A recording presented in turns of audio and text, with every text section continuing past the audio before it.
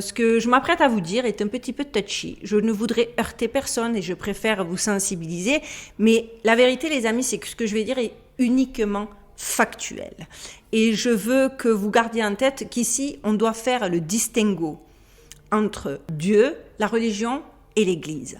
Parce que pour moi, c'est des choses qui sont bien à dissocier. Vous allez comprendre.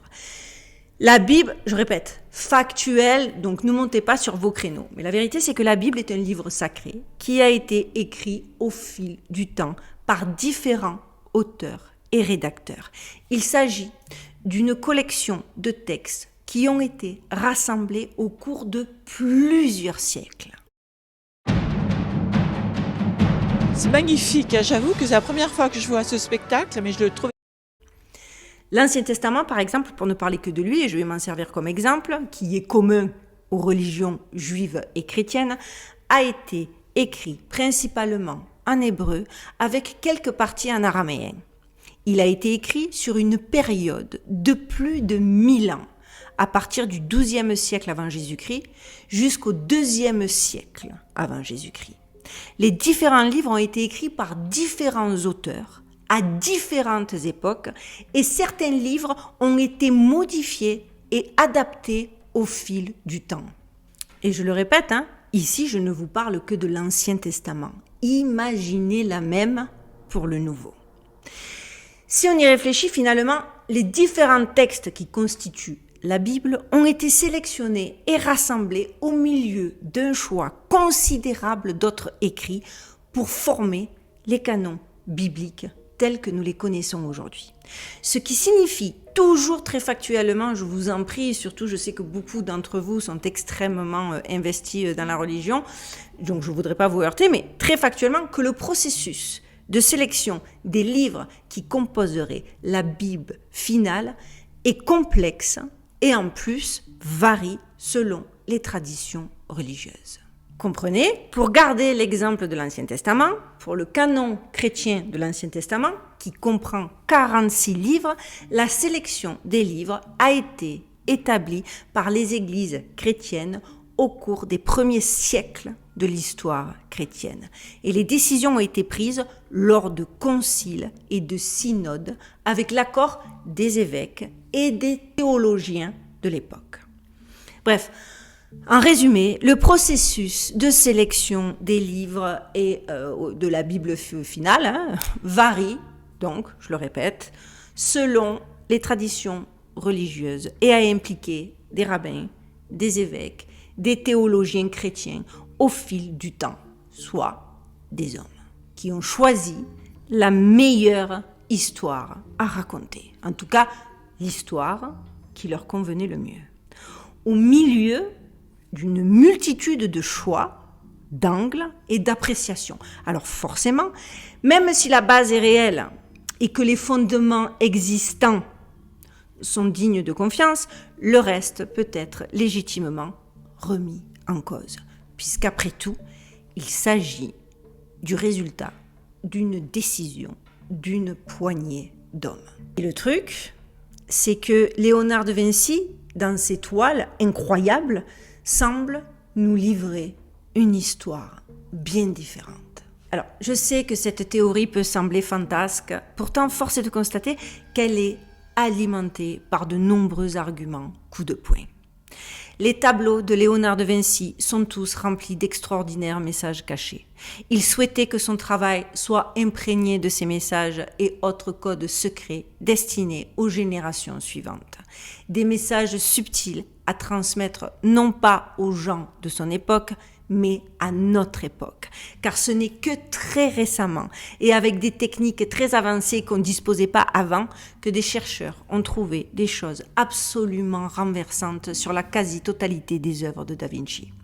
Pour ne vous en donner qu'un exemple, son portrait de Saint Jean-Baptiste. Ils l'ont utilisé, ils ont créé une image miroir de ce portrait et au moyen d'un procédé d'amélioration de l'image, ils ont été en mesure de faire ressortir quelque chose qui ressemblait au visage d'un alien.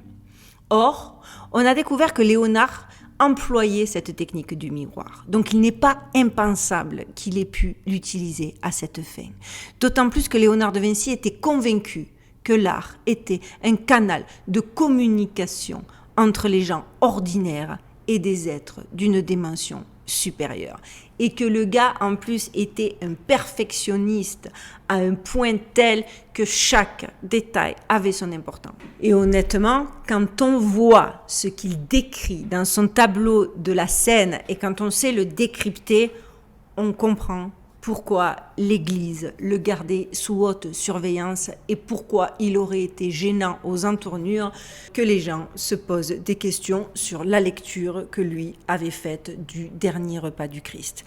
Beaucoup de ceux qui ont étudié l'œuvre de Da Vinci, en sortant des sentiers battus, j'entends, parce que ceux qui se contentent de la version officielle, bon, forcément, pensent que Léonard de Vinci a laissé dans ses œuvres des messages codés afin que les futures générations apprennent la vérité au sujet des origines de l'humanité.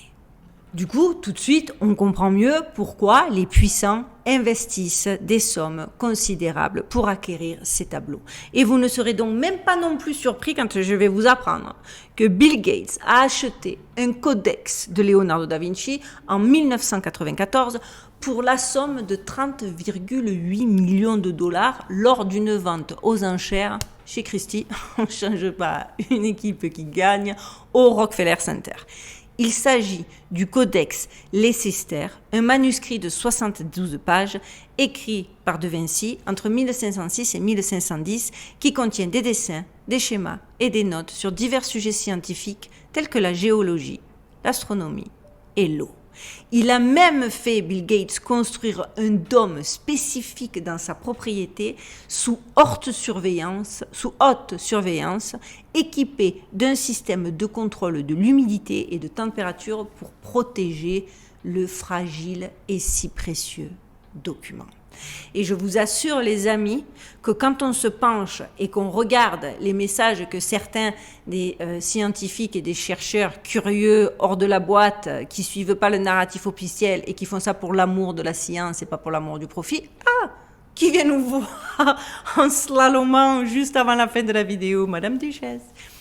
Donc, quand ceux-là vous font part de leur théorie, parce que finalement, je le répète, tout n'est que théorie, vous hallucinez. Et j'avais envie peut-être, si ça vous intéresse, et là j'ai besoin de vos avis, parce que vous savez que ma chaîne, c'est votre chaîne, j'avais envie de vous faire peut-être une prochaine vidéo sur les codes et les secrets à l'intérieur des toiles de Léonard de Vinci, parce que franchement, ne serait-ce que moi, ce que j'ai lu sur la scène et sur la lecture que certains en ont fait, vous savez, c'est ce genre de choses où vous n'y avez jamais pensé jusqu'alors.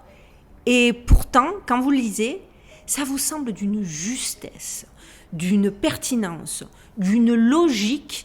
Mais c'est limite si vous avez la sensation que vous l'avez toujours su, sans jamais vous oser le révéler, et que le voir écrit, c'était comme un eureka.